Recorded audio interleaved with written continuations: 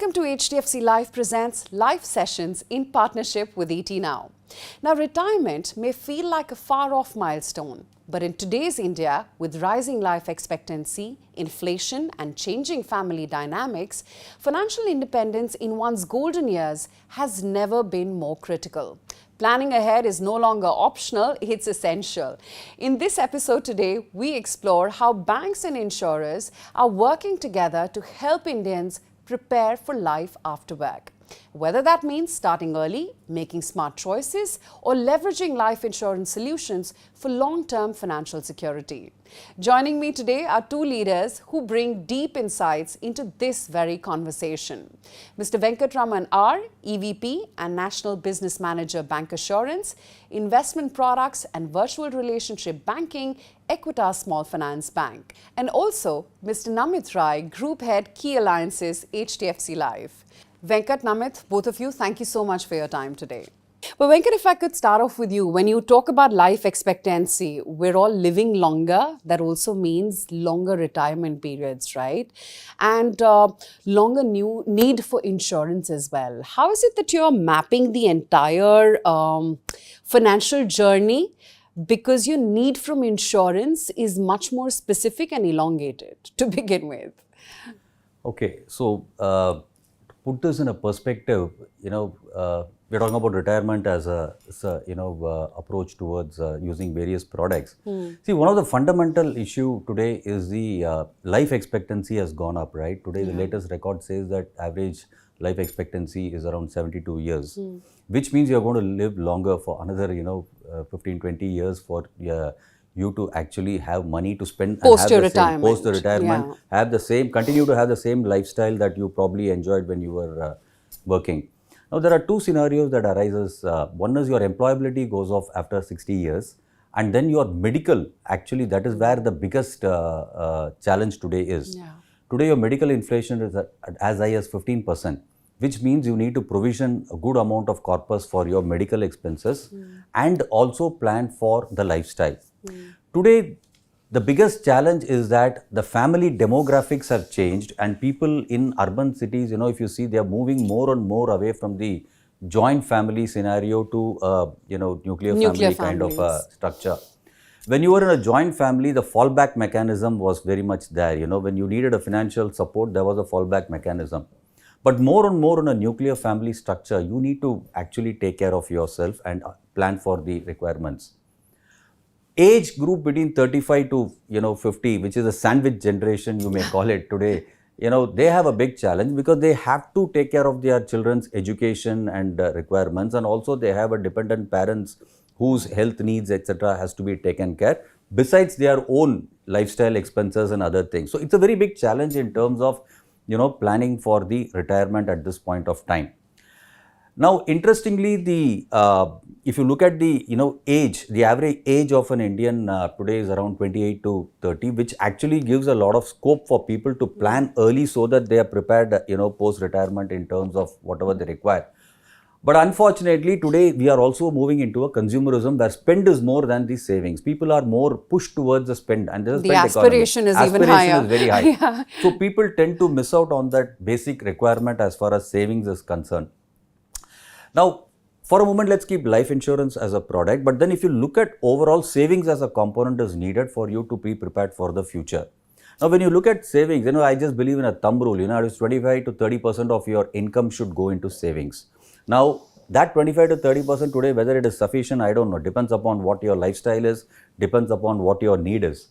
So I normally, when I talk to people, I say income minus expenditure is equal to saving is what people say. I say reverse the formula, whatever earning minus the saving is what you need to spend, which is what probably our parents would have taught us also, spend less and save more. Products which are in the scope of life insurance, you have multiple products. Life insurance predominantly is a long-term saving. Now, we look at short-term saving, medium-term saving and a long-term saving. When it comes to short and medium, today there are a lot of traditional products which banks offer. But life insurance is a very disciplined product for retirement planning, I would say, because one, it's a long-term, and then you are giving a compulsory, on a yearly basis or a monthly basis or whatever, you're keeping a portion for which you use that as saving. Besides life insurance, you have other products also I think what is needed today is having a different asset class within your portfolio, and then make sure that you are planning for your retirement very well and start early in advance, so that you have a good amount of corpus that will take care of your lifestyle needs and medical emergencies as you post retirement. Namit, exactly from what Venkat is saying, there is the sandwich generation which has to look after older parents, growing up kids, and plan for their retirement. And then there is the YOLO feeling as well since COVID. You only live once, let's spend, let's aspire to live a better life. Right here, right now, you don't know what's going to happen tomorrow. Which are the various products which are relevant for today's consumers and their growing needs plus inflation? Yeah, as Venkat said, that this is something that in life insurance as a product, it's just not about the planning part of it, saving part of it. It's also about the planning for the retirement. Because one of the major changes that happens once you retire is that your regular income stops. And if I have to pick, there are two uncertainties that you need to account for. One is that how long do you need that support for, and who all do you need it for? Yourself, and there could be dependent on you, could be a spouse, could be anybody else. So these two things you need to take care of. In life insurance industry, there are a lot of products, innovations that have happened, and what it does is that it takes care of the uncertainty related to your future income. It guarantees you a support mechanism throughout the entirety of your remaining life. So that's something which is very, very critical, and it's only available with a pension or annuity product which is offered by the life insurance companies. Typically, immediate annuity is the most immediate product. You have a saving which you use to buy annuity, which is guaranteed for life. A new product which came up is deferred annuity. So you can lock in the rate of today for future. So if today is the rate that, if I'm a 35, 40-year-old, as Venkat was saying, if this is the rate that I believe I want to lock it for when I retire, I can lock it today. I can take a policy which guarantees income based on today's interest rate. And there are various variants in that. You can take a product under joint life. You can take a product which has a life stage-based payout. And there is another product which is also inflation linked, in which you can have a fixed increase at defined intervals in the pension that comes in. And these products are really picking up very well in the life insurance space. And last data that I saw in the life insurance space, roughly 1/5 of the business is coming from retirement plannings now. Venkat, when you look at urban India or tier 1 centers as opposed to what's happening in Bharat, 2, 3, and so on and so forth, is very different. Beyond tier 1, people are still living in that mental mindset that our children will look after us. Their current needs are more than what their future needs would be. How are they evolving as a consumer when it comes to insurance products or retirement planning? See, obviously tier 1, they are exposed to a lot of information, and people look at various options beyond the traditional savings instrument, and they look for wealth accumulation. That's very, very nature, they do. And as I told you earlier, the family demographic details also plays a very important role when it comes to financial planning in the metro location. Now, when it comes to tier 2, tier 3 locations, they are moderately exposed to a lot of investment patterns. They still stick to the traditional investments, which is typically a bank deposit or a recurring deposit or a post office saving, which gives them a very moderate return. And these people's aspiration in terms of spend also is not that very high compared to an urban scenario. So there, the fallback mechanism, by the way the families have joined and they live there, it is also very, very high, and the fallback mechanism is also very high. But having said that, today the tier 2, tier 3 locations also, we are seeing a pattern where because of the digital and social media exposures, a lot of these youngsters who are there, they are also, getting into that spend mode.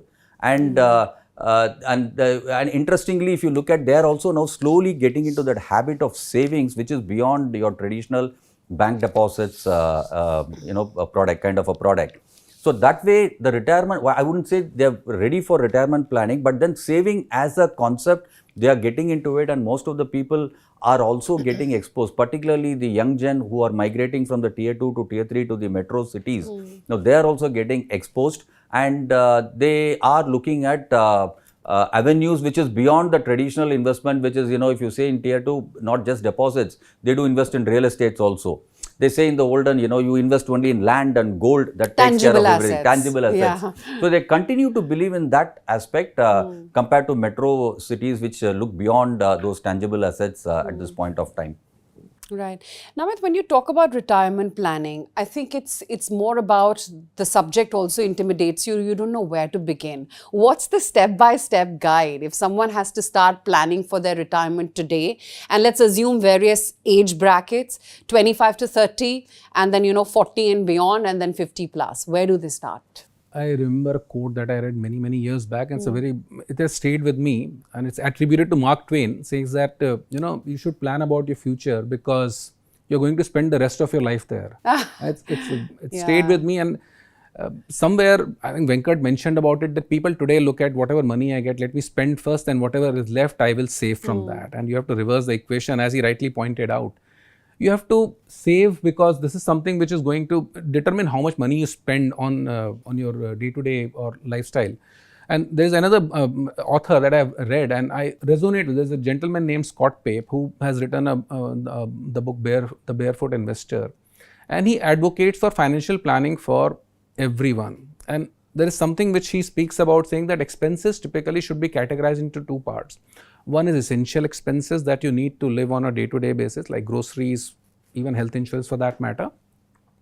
And the second one is indulgences or discretionary spends that you have. So he advocates that we should have two separate accounts and you should allocate budgets to each one of them. That will help you plan for your retirement in a better manner. Now, coming to how do you talk about how much money do I need at the end of my income earning phase or whenever I decide to retire?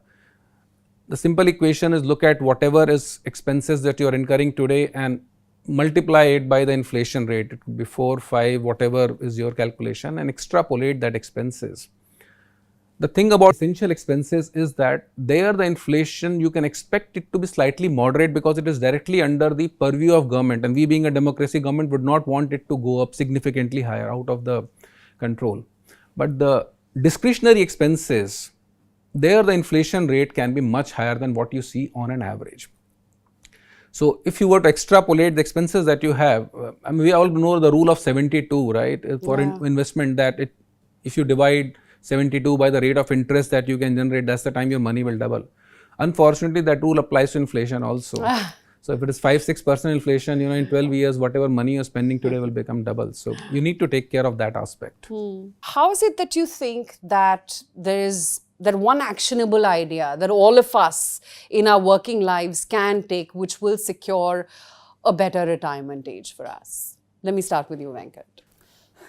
Very interesting question. As I told you, it's a behavioral aspect which has to be looked at as well. So one has to decide as to what is enough and what is, in terms of what they require as far as their post-retirement is concerned. And today, retirement age is not something decided by us. It can be decided by what is happening in the corporate world as well. So for a salaried person, retirement age could be any age. So what needs to, as Namit was saying, now with the inflation and so many other aspects which are there, one has to bring in a discipline of saving. And for that today, if you look at, there are multiple products which are available, which can actually bring in that discipline in terms of making sure that you save first and then start spending. Discretionary spending, as what Namit was referring to, one has to decide what is needed and what is, beyond need that they are going to splurge on. So that way, if you can control on expenses, then automatically your saving corpus is going to increase. Then you decide on what instrument you are going to be, which asset class you are going to invest, which can give you a better return as you move. Beyond the traditional products that are there, long-term products which we say, life insurance products or many other, your public provident fund and EPF kind of products are also giving a good returns in terms of for the long term. Prepare for the medical emergencies. That's one single most reason I would emphasize on, because nobody looks at medical in terms of the insurance that is needed today. And if the cost of premium is going to be high, it will be even more higher as you age. And beyond every age, the premium goes up. And with the medical inflation also growing, the premium cost will continue to grow, which means one has to plan for a corpus which they will keep ready for any eventualities. Even if they don't have a premium of good sum assured size, they should be able to. So from that perspective, I think planning early, and one should start early in terms of saving rather than deferring, because every 1 year that you defer, you lose that power of compounding what you would have saved. So that way, I think it's important, save now and save it for the rainy days, what I would say. Namit, lastly, how do you think banks can be a catalyst for us to help plan our retirement better?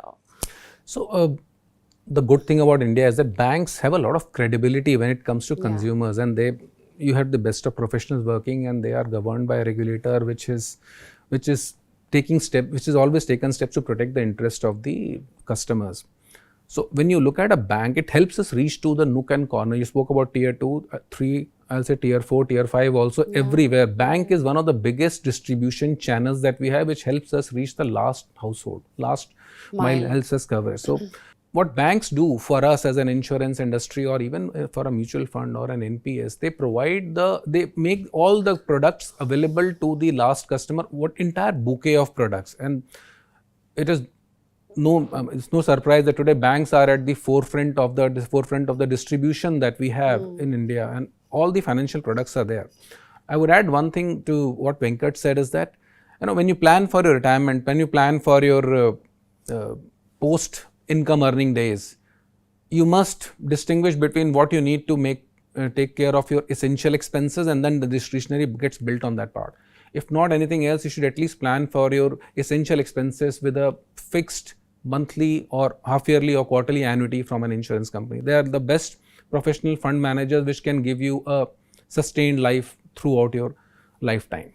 So that's my advice. Lot of food for thought. Thank you, Namit, Venkat, both of you. Good speaking with you. Pleasure. Thanks so much. Thank you so much for sharing such valuable perspectives today.